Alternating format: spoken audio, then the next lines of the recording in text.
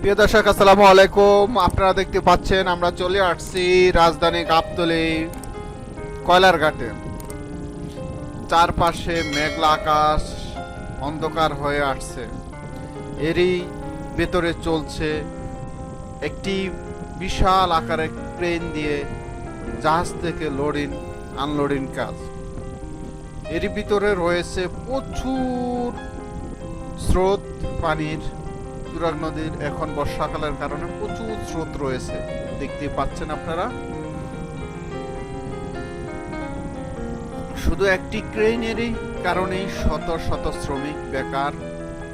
আমরা যেখানে দাঁড়িয়ে আছি এটি হলো রাজধানী যে গাবতলী বিআইডব্লিউটি ল্যান্ডিং স্টেশন রয়েছে, এটি ঠিক পশ্চিম পাশে।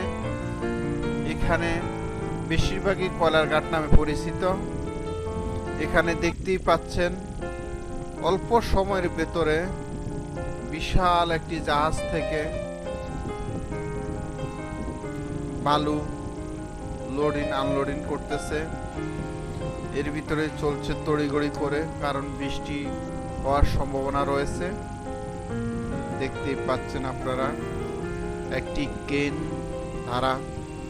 শত শত মানুষ বেকার হয়ে যাচ্ছে, যেখানে এই ক্রেনের মাধ্যমে শত শত লোক লোডিং আনলোডিং করতে লাগতো।